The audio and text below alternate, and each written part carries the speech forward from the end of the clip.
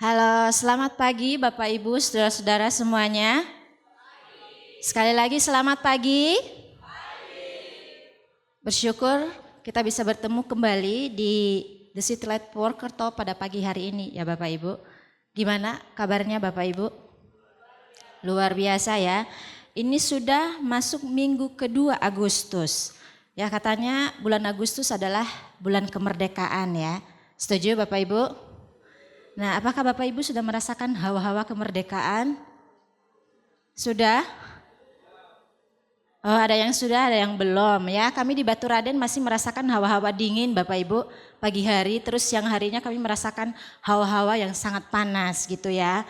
Bagaimanapun hawa yang kita rasakan ya, Adam itu tetap manusia pertama Bapak Ibu ya.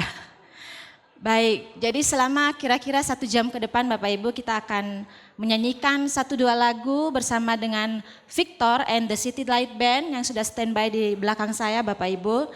Mereka sudah siap dengan dress code hitam abu-abu ya, saya kira tadi putih abu-abu Bapak Ibu ya, anak SMA kali ya. Baik, dan kemudian firman Tuhan akan disampaikan oleh Bapak Kiaro Hareva dari STT Soteria. Boleh dong kita berikan tepuk tangan Bapak Ibu untuk semua yang akan melayani pada pagi hari ini. Dengan tema kembali menjadi manusia. Nah saya kepikiran Bapak Ibu, apakah belakangan ini ada banyak orang yang lagi OTW jadi alien mungkin ya. OTW jadi Tuhan sehingga kita disuruh kembali ya, kembali jadi manusia. Nah kita akan bersama-sama menyimak Bapak Ibu dan fokus bersama-sama untuk mendengarkan apa yang menjadi isi hati Tuhan untuk kita secara pribadi pada pagi hari ini. Bapak Ibu siap? Oh masih kurang semangat. Bapak Ibu siap? Baik, kita akan sambut bersama-sama Victor and the City Light Band. Saya mau ajak Bapak Ibu untuk menyanyikan satu buah pujian. Mari bersama-sama kita mau panjatkan puji syukur yang lebih dalam untuk nama Tuhan. Segala puji syukur kami ucapkan Tuhan, kami berterima kasih. Dan kiranya pujian ini dapat berkenan di dalam hadirat-Mu Tuhan.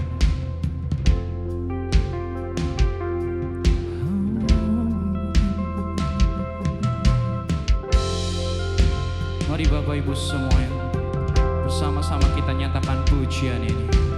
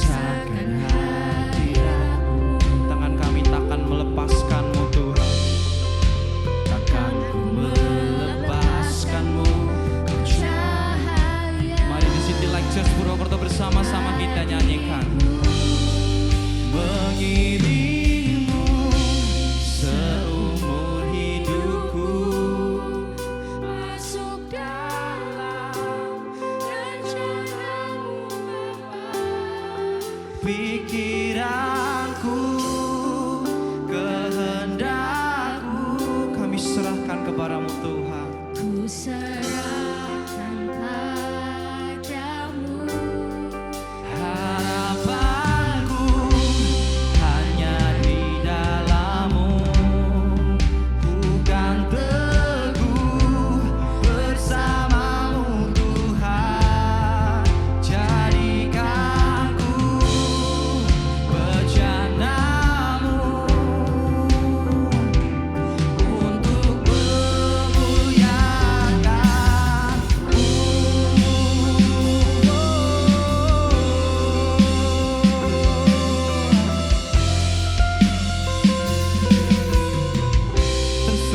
Di kaki-Mu.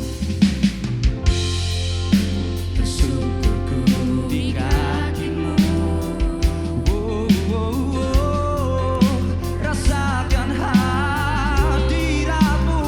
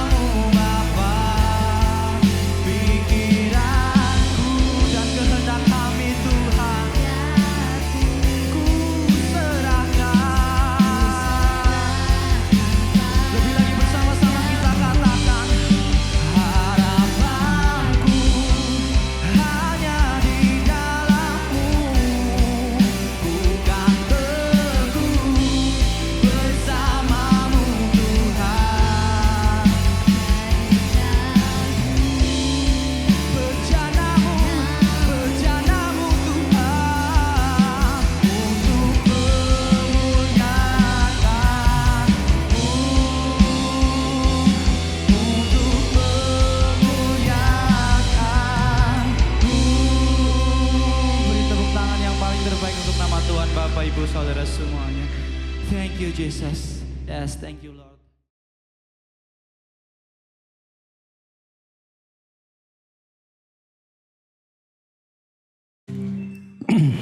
Thank you Bro Victor dan teman-teman TCL Band.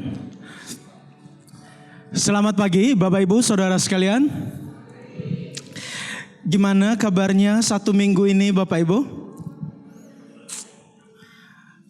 Luar biasa. Ada yang udah mulai ikut lomba-lomba di RT. Tadi di jalan saya lihat banyak orang yang jalan sehat ya. Seru banget kayaknya. Jadi 17 Agustus sebentar lagi, jadi semua rakyat Indonesia ikut berpartisipasi merayakan ulang tahun kemerdekaan bangsa kita ya. Bapak Ibu, apapun kabarnya hari ini, entah itu mungkin ada yang lagi luar biasanya, lagi seru-serunya mungkin, atau juga mungkin ada yang ya begitu-begitu aja dah, ya masih ya biasa-biasa saja gitu. Tapi mungkin juga ada yang lagi seru hidupnya belakangan ini gitu. Apalagi penggemar film superhero, kayaknya hari-harinya lagi lumayan seru kayaknya ya.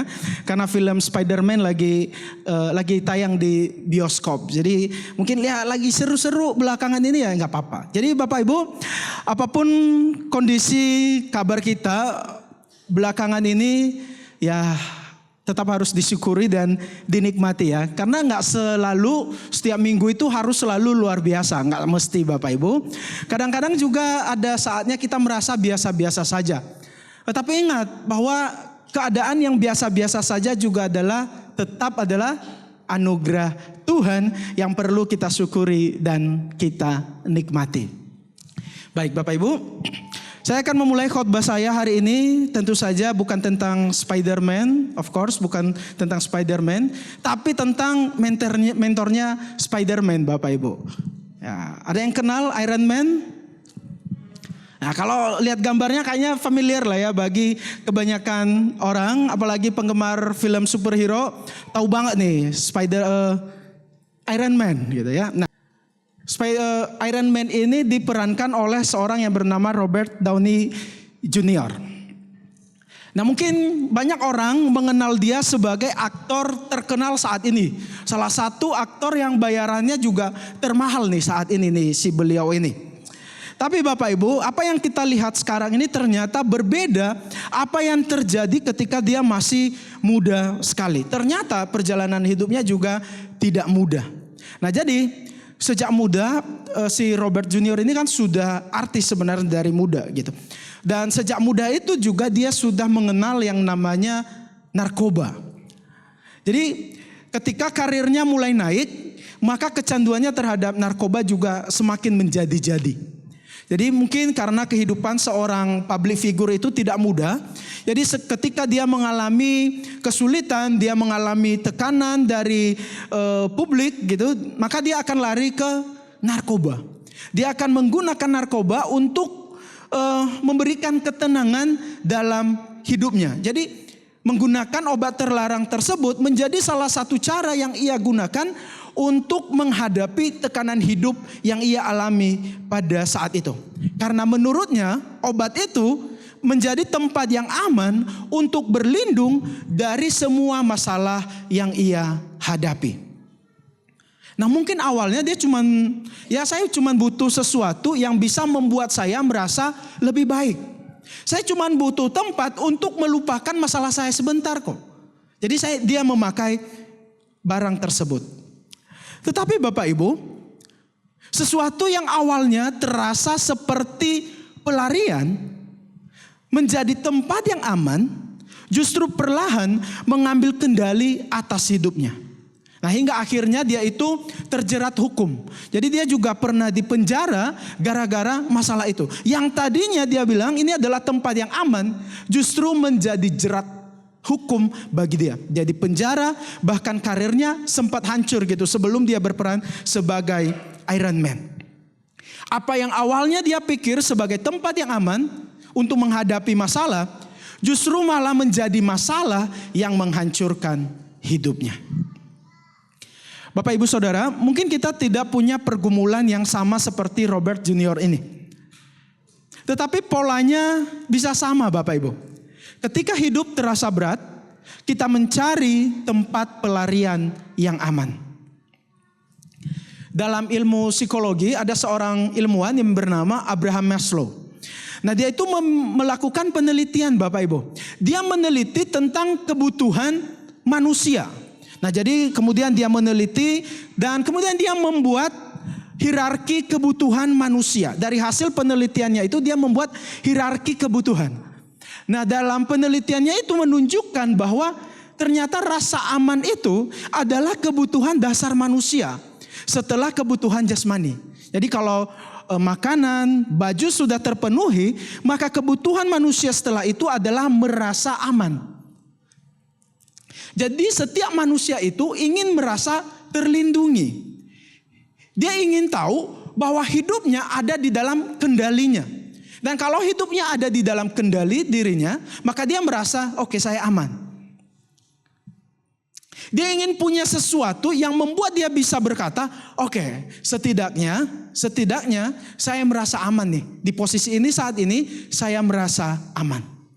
Setiap kita membutuhkan rasa aman. Jadi sebenarnya tidak masalah kalau kita mencari tempat perlindungan, kalau kita mencari tempat untuk merasa aman. Tidak masalah, karena manusia itu butuh yang namanya keamanan, gitu. Tetapi kenyataan pahitnya Bapak Ibu, seberapapun kita berusaha ingin hidup aman, ternyata hidup ini tidak selalu sepenuhnya aman. Bahkan mungkin tidak pernah sepenuhnya benar-benar aman. Karena akan selalu ada hal-hal yang berada di luar kendali kita. Kita sudah membuat rencana seoke mungkin, kita membuat rencana A, rencana B, tetapi ternyata rencana kita bisa berubah ya Bapak Ibu. Kita punya teman, kita punya sahabat, kita punya rekan kerja. Tapi kenyataannya orang bisa berubah. Keadaan, kondisi kita bisa berubah. Coba aja bandingkan keadaan kita bulan lalu. Kemungkinan bisa berubah kan. Apalagi kalau kita bandingkan tahun lalu. Bisa lebih berubah lagi dengan keadaan kita saat ini. Entah itu berubah menjadi lebih baik atau berubah menjadi tidak sesuai dengan yang kita inginkan. Sesuatu yang hari ini membuat kita merasa aman, besok itu bisa menjadi sesuatu yang tidak bisa kita andalkan lagi. Seperti si Iron Man tadi. Obat yang dia anggap selama ini bisa memberi rasa aman ke dia, malah menjadi maut dalam hidupnya. Nah, lalu pertanyaannya, kalau hidup ini tidak pernah benar-benar aman, lalu apa yang harus saya lakukan? Kalau manusia bisa berubah, rencana saya bisa berubah, keadaan saya bisa berubah, lalu apa yang harus saya lakukan? Nah, menariknya Bapak Ibu, pertanyaan ini ternyata sudah muncul sejak ribuan tahun yang lalu. Misalnya para penulis Mazmur ya, di dalam kitab Mazmur, mereka juga pernah hidup di tengah ketidakpastian hidup.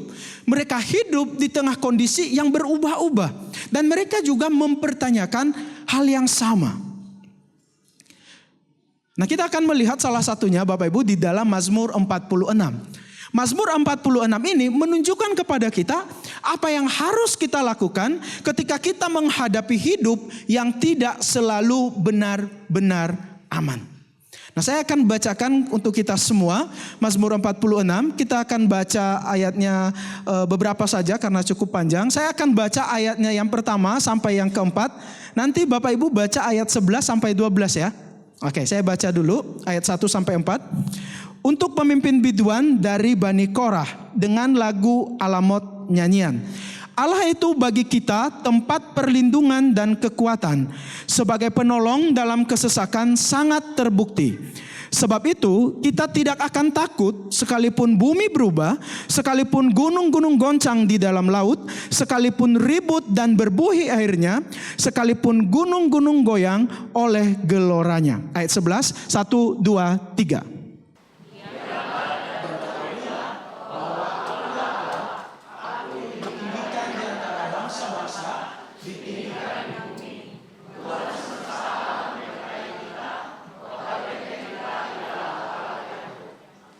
Terima kasih.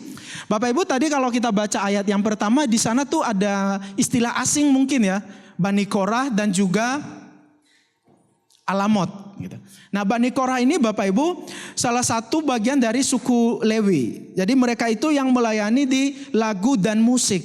Nah, mungkin kalau konteks kita saat ini tim praise and worship kali ya. Nah, jadi Bani Korah itu yang melayani tim pujian penyembahan di bait suci pada saat itu. Nah, mereka yang menyanyikan Mazmur 46 ini. Nah, menariknya lagi tadi ada kata asing lagi, lagu Alamot. Nah, Alamot ini Bapak Ibu salah satu genre musik. Nah, jadi ini adalah lagu yang dinyanyikan dengan nada-nada tinggi oleh penyanyi sopran atau oleh para wanita. Jadi hanya wanita-wanita yang menyanyikan genre musik Alamot ini. Nah, diiringi dengan alat-alat musik bernada tinggi. Nah, kenapa Mazmur 46 ini dinyanyikan oleh para penyanyi-penyanyi sopran dengan nada-nada yang tinggi. Nah, karena Bapak Ibu, Mazmur 40 ini berasal dari pengalaman mereka saat perang. Jadi saat mereka perang itu, kemudian mereka akan bertemu musuh, maka mereka mencari tempat-tempat yang tinggi. Misalnya gunung atau bukit yang dimana tempat itu sulit dijangkau oleh musuh. Nah, jadi tempat itu akan menjadi tempat bagi mereka untuk melarikan diri dan berlindung. Karena pada saat itu konteksnya tempat-tempat yang tinggi menjadi tempat yang aman untuk berlindung dari musuh. Nah, kenapa Mazmur 46 ini dinyanyikan dengan genre Alamot atau dengan nada-nada tinggi. Nah, Bapak Ibu, menariknya kata perlindungan di dalam Mazmur 46 ini bukan hanya berbicara tentang menemukan tempat yang aman. Nah, mungkin selama ini kita berpikir bahwa tempat perlindungan, tempat yang aman ya hanya sekedar tempat untuk berlindung. Tetapi kata perlindungan di dalam Mazmur 46 ini Bapak Ibu, selain menemukan tempat yang aman, juga menaruh kepercayaan penuh kepada tempat perlindungan itu. Nah, ini menariknya. Jadi ketika berlindung bukan hanya sekedar lari ke tempat yang aman, tetapi juga memindahkan kepercayaannya.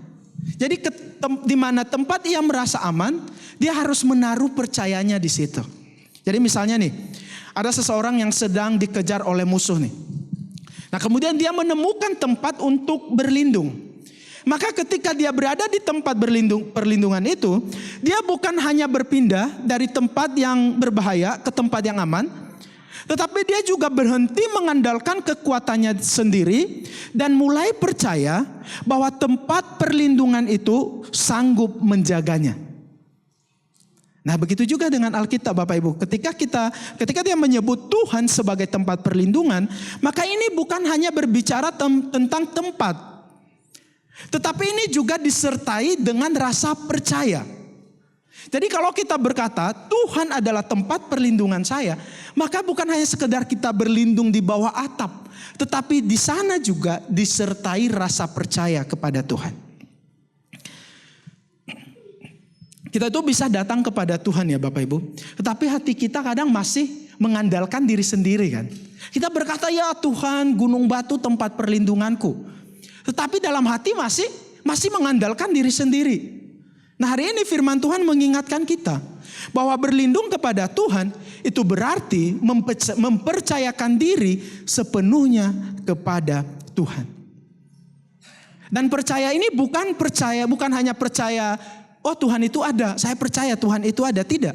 Tetapi percaya bahwa Tuhan cukup untuk menjadi tempat kita bersandar ketika kita sudah tidak mampu mengandalkan diri sendiri. Hanya saja masalahnya kita adalah berkata Tuhan cukup itu tidak mudah. Tuhan cukup bagiku menjadi tantangan bagi kita. Tetapi firman Tuhan hari ini mengingatkan kita Bapak Ibu bahwa ketika kita percaya kepada Tuhan, ketika kita berlindung dan ketika kita berkata bahwa Tuhan adalah tempat perlindungan saya, maka itu di sana kita berkata bahwa Tuhan cukup untukku. Dari Mazmur ini Bapak Ibu, saya mau mengajak kita untuk memeriksa dan memikirkan hal ini bersama-sama. Yang pertama, ketika kita lari, ketika hidup lagi tidak baik-baik saja, kemana kita pergi? Nah, saya mau mengajak kita untuk memeriksa di poin pertama ini. Coba diingat-ingat lagi nih. Ketika hidup mulai tidak sesuai dengan apa yang saya inginkan, biasanya kita lari kemana nih? Misalnya nih ya, stres gara-gara pekerjaan, keluarga, pelayanan, bisnis, atau masalah lainnya. Apa yang pertama kali Bapak Ibu Saudara lakukan? Mungkin ada yang scrolling HP berjam-jam, ada yang tidur, cari teman, atau ada yang pergi ngopi, dengar musik gitu. Tapi ada juga yang dia semakin bekerja dengan lebih keras gitu. Supaya apa? Supaya tidak memikirkan masalahnya. Ada juga saya bertemu beberapa orang yang orangnya humoris banget gitu loh. Setiap ketemu bercanda, hahaha gitu. Tapi ternyata candanya itu adalah untuk menutupi perasaannya. Perasaan sedih, perasaan marah yang sedang dia alami. Dan jangan salah, ada juga yang menyibukkan diri dengan pelayanan. Karena di rumah, di tempat kerja terlalu banyak masalah. Ada masalah dengan pasangan, dengan anak. Maka dia menyibukkan diri pelayanan di gereja. Untuk apa? Ya supaya sibuk. Jadi tidak ada waktu untuk memikirkan masalah itu. Nah jadi coba diingat-ingat nih Bapak Ibu. Apalagi yang sudah ada pasangan, punya anak. Coba diingat-ingat. Kalau lagi berantem sama pasangannya, suami atau istrinya ngapain? Lari kemana?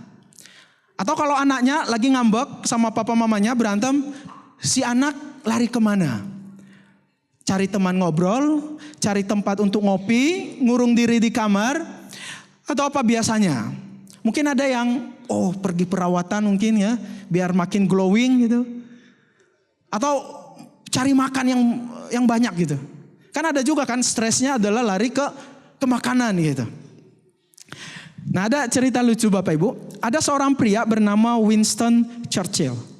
Nah dia ini seorang pemimpin pasukan Inggris di dalam perang dunia kedua. Nah pria ini Bapak Ibu mengalami sindrom yang namanya Black Dog. Nah Black Dog ini adalah istilah untuk menggambarkan suasana hati yang gelap dan melelahkan. Nah lucunya setiap kali orang ini mengalami momen Black Dog, dia bukan pergi berperang. Dia bukan pergi berdebat dengan teman-teman atau musuhnya. Tahu apa yang dia lakukan? Dia pergi ngecat dinding Bapak Ibu. Atau dia nyusun batu bata. Atau dia melukis. Jadi setiap stres, setiap ada masalah, dia akan pergi entah nyari tembok untuk dia cat, untuk dia lukis. Atau dia menyusun batu bata. Nah, jadi pokoknya menurut dia itu bisa menolong dia untuk menghadapi stres yang ada di dalam pikirannya. Dan sepanjang hidupnya orang ini melukis lebih dari 500 lukisan Bapak Ibu. Karena setiap ada masalah, apalagi dia seorang pemimpin pasukan, pasti juga masalah begitu banyak. Maka dia lari, entah itu nulis atau melukis tembok atau nyusun batu bata gitu ya. Nah nyeleneh sih pelariannya ya. Tapi setiap orang itu unik Bapak Ibu. Punya tempat pelariannya masing-masing. Nah, tapi sebenarnya tidak salah ya. Kita punya tempat pelarian gitu. Hanya saja perlu diingat Bapak Ibu. Sesuatu yang selalu kita cari untuk membuat kita tenang, lama-lama bisa menjadi tempat perlindungan bagi kita. Sesuatu yang selalu kita cari untuk membuat kita tenang, lama-lama itu bisa menjadi tempat yang kita percaya sebagai tempat perlindungan kita. Dan hari ini Mazmur 46 kembali mengingatkan kita siapa yang sebenarnya menjadi tempat perlindungan kita. Mazmur ini tidak berkata Allah memberikan kita tempat perlindungan, tidak. Tetapi dia berkata Allah adalah tempat perlindungan kita. Jadi Bapak Ibu, Tuhan itu bukan hanya memberikan sesuatu yang bisa membuat kita merasa aman, tetapi Tuhan sendiri adalah tempat kita berlindung. Nah, jadi Bapak Ibu, ketika hidup kita tidak baik-baik saja, persoalannya bukan sekedar kemana saya lari, tetapi jauh yang lebih penting adalah kepada siapa saya percaya. Karena pada akhirnya Bapak Ibu, tempat kita berlindung, tempat yang selalu kita cari ketika kita lagi tidak baik-baik saja akan menunjukkan kepada siapa kita mempercayakan hidup kita. Nah, di poin pertama ini saya mau mengajak kita untuk melakukan satu hal ini di sepanjang 1 minggu ini. Coba 1 minggu ini saat mulai khawatir, stres, entah itu dengan pekerjaan, gara-gara keluarga atau apapun itu, maka jangan buru-buru mengubah kebiasaan. Jangan gara-gara saya sudah khobat terus langsung ubah kebiasaannya. Jangan buru-buru ubah kebiasaan dulu deh. Tetapi berhenti sebentar dan perhatikan. Saat saya lagi stres, saat saya lagi tidak baik-baik saja, tangan saya ini otomatis mencari apa saat itu? Saya lari kemana saat saya tidak baik-baik saja? Nah, coba diperhatikan 1 minggu ini deh. Tangannya lari kemana? Ke HP, atau cari teman, atau tidur, atau cari kesibukan, atau Tuhan? Nah, karena seringkali Bapak Ibu, kemana kita lari ketika kita tertekan menunjukkan di mana hati kita berlindung. Itu poin yang pertama. Poin yang kedua yang saya ajak kita lakukan setelah itu adalah, setelah kita memeriksa itu, maka mari kita menikmati pemberian Tuhan.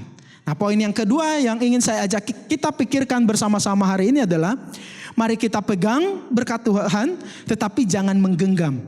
Jangan digenggam terlalu kuat. Nikmati yang Tuhan beri tanpa menjadikannya sebagai jaminan hidup kita. Bapak Ibu, Tuhan memberikan banyak hal baik dalam hidup kita. Amin. Atau kayaknya kurang sedikit yang yakin nih. Saya lagi ya. Bapak Ibu yakin Tuhan memberikan banyak hal baik dalam hidup kita? Amin ya. Uang, pekerjaan, keluarga, anak, kesehatan, pelayanan, masa depan, hal-hal baik Tuhan berikan bagi kita. Dan semua itu Bapak Ibu sangat boleh kita nikmati, sangat boleh kita syukuri. Karena itu memang pemberian Tuhan. Dan setiap apa yang diberikan Tuhan tentu saja itu adalah hal yang baik. Hanya saja masalahnya akan muncul Bapak Ibu ketika kita mulai berpikir bahwa kalau saya punya ini, saya akan merasa aman. Kalau saya punya uang yang banyak, saya akan merasa aman. Kalau saya punya pelayanan yang luar biasa, maka saya akan merasa aman. Dan kalau ini hilang, maka hidup saya akan hancur. Nah, di situ masalahnya mulai muncul. Ketika kita menjadikan apa yang Tuhan berikan sebagai jaminan hidup kita, maka itu yang menjadi masalahnya. Bapak Ibu Saudara, ada yang punya banyak tabungan? Tidak ada yang tidak ngaku. Punya tabungan itu bagus Bapak Ibu. Tapi ingat, tabungan bukan Tuhan. Pasti punya dong anak-anak yang baik di rumah. Wah, gak diakui nih anaknya baik-baik. Punya ya Bapak Ibu anak-anak yang baik di rumah? Harus disyukuri Bapak Ibu. Tapi ingat, masa depan mereka bukan ada di dalam kendali kita. Punya pekerjaan yang bagus, punya karir yang lagi nanjak naik, kerjakan dengan baik. Tapi ingat, jabatan itu bukan identitas diri kita. Saya lihat banyak yang tubuhnya sehat, makmur, jaya nih di tempat ini. Ya punya tubuh yang sehat, dijaga Bapak Ibu. Tapi ingat, kesehatan bukan jaminan hidup kita. Kita semua boleh menikmati, mensyukuri apa yang Tuhan berikan. Tetapi jangan minta pemberian Tuhan itu memberikan sesuatu yang hanya Tuhan bisa berikan, yaitu rasa aman yang sejati. Ingat ini, jangan ubah pemberian Tuhan menjadi tempat untuk berlindung. Jangan ubah hal-hal baik yang Tuhan berikan menjadi tempat untuk kita berlindung. Jangan sampai kita menggantikan Tuhan dengan hal-hal yang Ia berikan kepada kita. Mungkin uang bisa membantu kita merasa siap menjalani hidup kita. Mungkin kita merasa bahwa keluarga bisa memberikan sukacita. Pekerjaan bisa memberikan banyak kesempatan untuk kita. Bahkan kesehatan bisa memberikan kenyamanan kepada kita semua. Tetapi ingat, tidak ada satupun dari semuanya ini bisa menjamin bahwa hidup kita akan selalu baik-baik saja. Dalam Mazmur yang kita bacakan tadi Bapak Ibu, pemazmur itu membayangkan bumi itu bisa berubah. Gunung-gunung berguncang, air bergelora. Sesuatu yang kelihatannya kokoh kayak gunung, pemazmur itu bisa membayangkan bahwa gunung itu bisa bergoncang lah. Nah jadi karena itu Bapak Ibu, jika sesuatu itu bisa berubah, bahkan gunung aja bisa bergoncang, maka mari setiap apa yang Tuhan sudah beri, setiap berkat Tuhan yang kita miliki, mari kita pegang tapi dengan tangan terbuka. Artinya kalau Tuhan memberi, ya kita bersyukur. Dan kalau suatu hari nanti Tuhan mengizinkan kita kehilangan, kita juga harus tetap percaya kepada Tuhan. Nah 1 minggu ini saya mau mengajak kita untuk melakukan hal ini. Pilih satu hal yang paling Anda takut kehilangan. Takut kehilangan pekerjaan, uang, kesehatan, masa depan, rumah, reputasi, atau sesuatu yang sangat Bapak Ibu Saudara sayangi. Coba pilih satu aja, gak usah banyak-banyak. Saya tahu banyak tapi satu aja dah. Nah kalau sudah pilih, maka kemudian saya mau mengajak kita untuk mendoakan ini. Kita baca bersama-sama. Jadi kalau sudah pilih salah satu aja dan kemudian kita akan mendoakan kata-kata ini bersama-sama. Oke, entah itu pekerjaan, masa depan, apapun itu kalau sudah pilih, kita baca doa ini sama-sama ya. Yuk, 1, 2, 3. Tuhan, terima kasih Engkau memberi ini kepada saya, tetapi ini pemberian-Mu, bukan pengganti-Mu. Saya akan menjaganya dengan baik, tetapi saya tidak akan menggantungkan hidup saya kepadanya. Setuju Bapak Ibu mau berdoa seperti ini?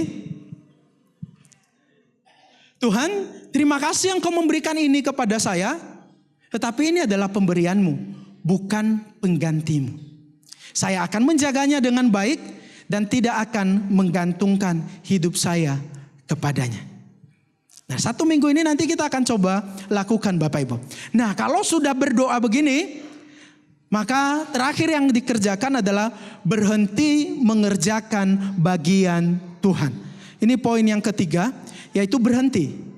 Kerjakan bagian kita, lalu berhenti mengerjakan bagian Tuhan. Mazmur 46 bagian terakhir berkata, diamlah dan ketahuilah bahwa akulah Allah. Bapak Ibu, diam di sini bukan berarti kita tidak boleh bekerja, kita tidak boleh berobat kalau sakit, tidak boleh menabung, tidak boleh menyelesaikan masalah, tidak seperti itu Bapak Ibu. Tetapi kita harus tetap melakukan bagian kita. Kita harus tetap bekerja, kita harus tetap belajar sebagai seorang student. Kita harus tetap melakukan bagian kita. Nah masalahnya adalah gini. Selama ini kan kita sudah melakukan bagian kita kan. Kita sudah bekerja, kita sudah melayani, kita sudah belajar gitu. Kita sudah selesai melakukan bagian kita. Tapi seringkali pikiran kita belum berhenti. Kita terus memikirkan bagaimana nih kalau nanti gagal. Bagaimana nih kalau orang itu nanti tidak berubah. Bagaimana kalau terjadi sesuatu? Bagaimana supaya semuanya berjalan sesuai dengan rencana saya? Padahal kita sudah melakukan pekerjaan kita, bagian kita loh. Tetapi pikiran kita terus ingin mengontrol. Selama 24 jam kita terus memainkan kemungkinan-kemungkinan yang ada. Kadang juga saya ya sebagai dosen atau sebagai pelayan Tuhan juga masih terus memikirkan orang yang saya layani. Gimana ya kalau dia gak berubah? Saya sudah melayaninya, saya sudah menegur, saya sudah mengingatkan. Tapi gimana ya kalau dia gak berubah? Kadang terus memikirkan. Yang seharusnya itu bukan bagian saya kan. Itu tidak ada di dalam kendali saya. Orang itu berubah atau tidak, itu tidak ada di bawah kontrol saya. Nah kadang kita seperti itu kan. Kita memainkan segala kemungkinan yang ada. Dan kemudian sampai pagi pun kita tidak bisa tidur. Makanya ada yang namanya overthinking kan. Terus mengulang di dalam pikirannya masalah yang sama tapi tanpa ada solusi. Padahal dia sudah mengerjakan bagiannya loh. Nah kadang kita seperti itu. Nah, tahun 1944 ada seorang jenderal bernama Jenderal Dwight D. Eisenhower. Nah, dia ini adalah seorang pemimpin pasukan yang disuruh untuk memimpin pasukannya untuk pergi ke daerah musuh. Nah, jadi dia akan mendaratkan pesawat tempur di daerah musuh, Bapak Ibu. Nah, semua sebenarnya sudah dipersiapkan dengan baik. Tentaranya sudah disiapkan, kapal pesawatnya sudah oke, bahkan senjata mereka itu sudah diperiksa dan semua oke. Tinggal maju besok pagi. Tapi apa yang dilakukan oleh orang ini, Bapak Ibu? Di malam harinya dia terus memikirkan, gimana kalau cuacanya berubah, jadi pesawatnya tidak bisa mendarat dengan sempurna. Bagaimana nanti kalau pasukan yang dia bawa ini gagal perang? Bagaimana nanti kalau tentara yang dia bawa banyak yang mati? Bagaimana nanti kalau dia mengambil keputusan yang salah di medan perang? Masalahnya ya, dia itu memikirkan apa yang tidak bisa dia kendalikan. Dia tidak bisa mengendalikan cuaca kan? Dia tidak bisa mengendalikan kekuatan musuh. Tetapi dia terus memikirkan apa yang tidak bisa ia kendalikan.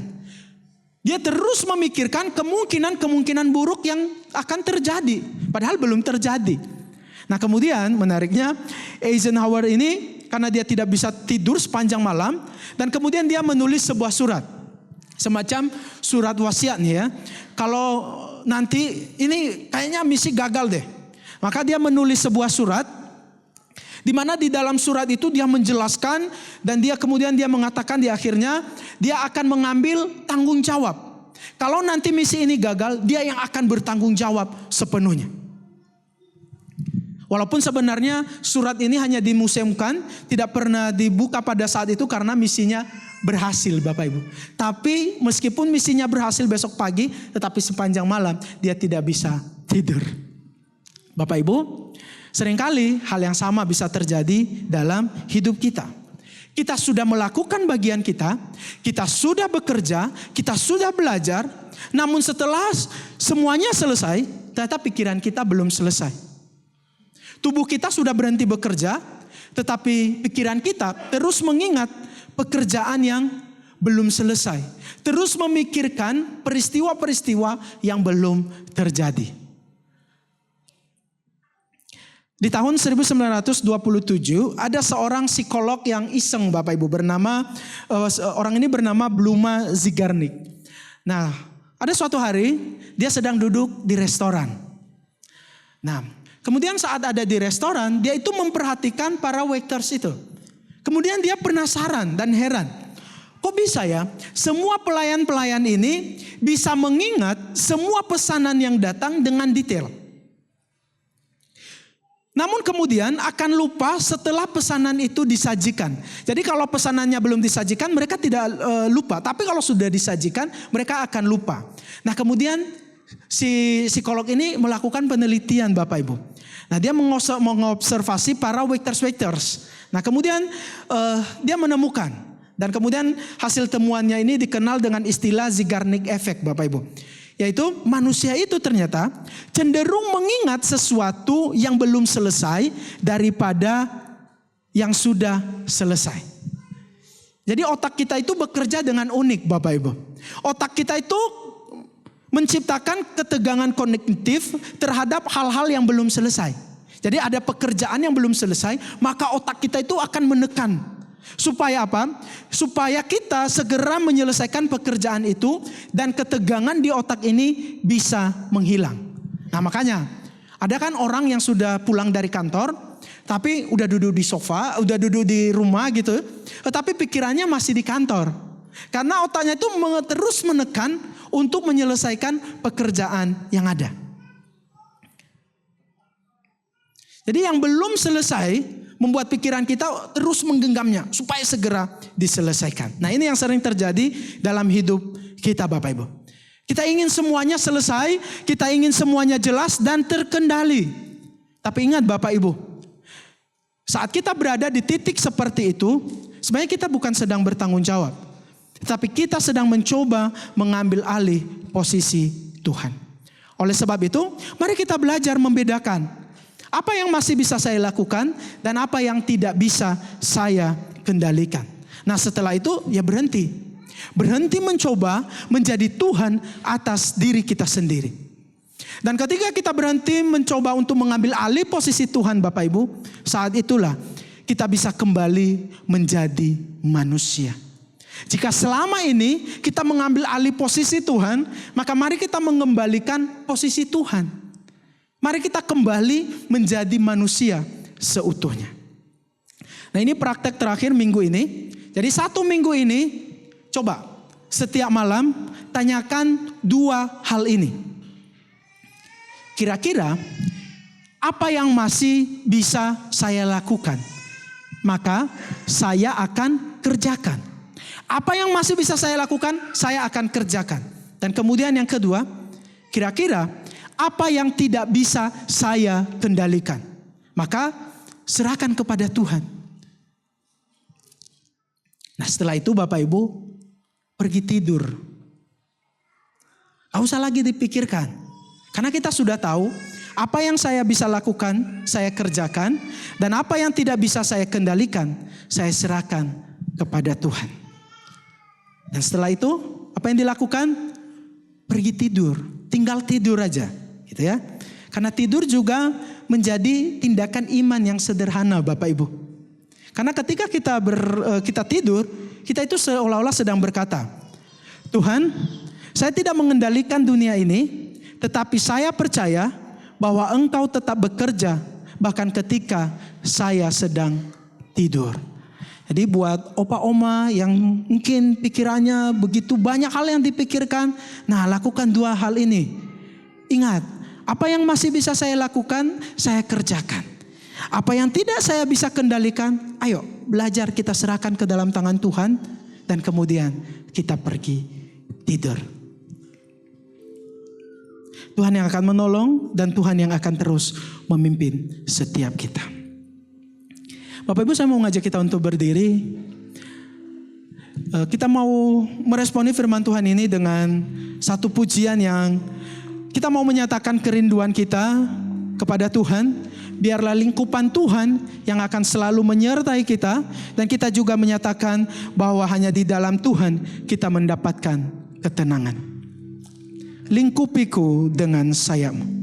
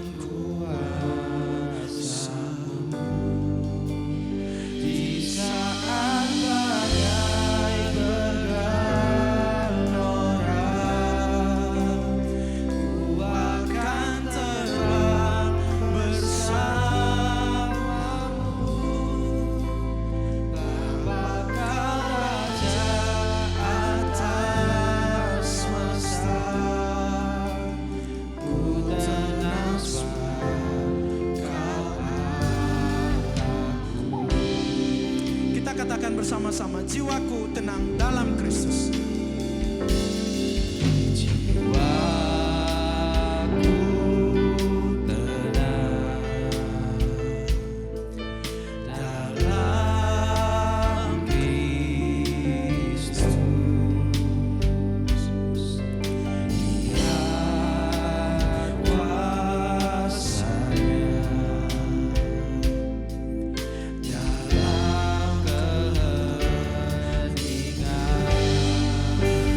Di saat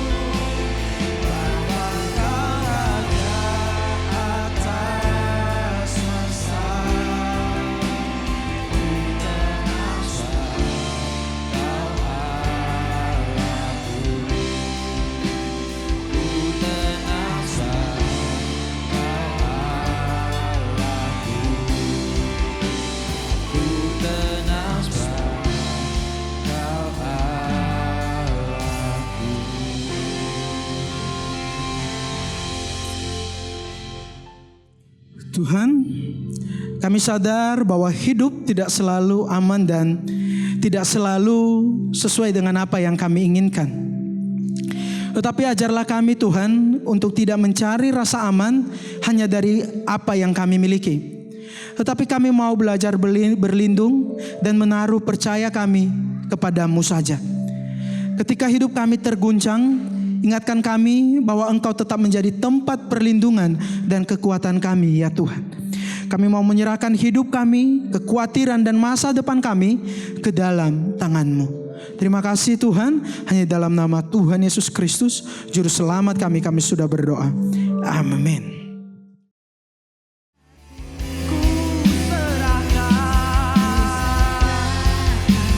Lebih lagi bersama-sama kita katakan, harapanku hanya di dalam-Mu, bukan teguh bersama-Mu Tuhan.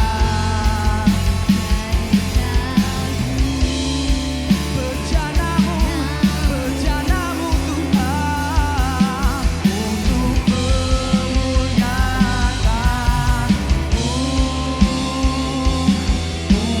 memuliakan-Mu, Beri tepuk tangan yang paling terbaik untuk nama Tuhan, Bapak, Ibu, Saudara semuanya. Thank you Jesus.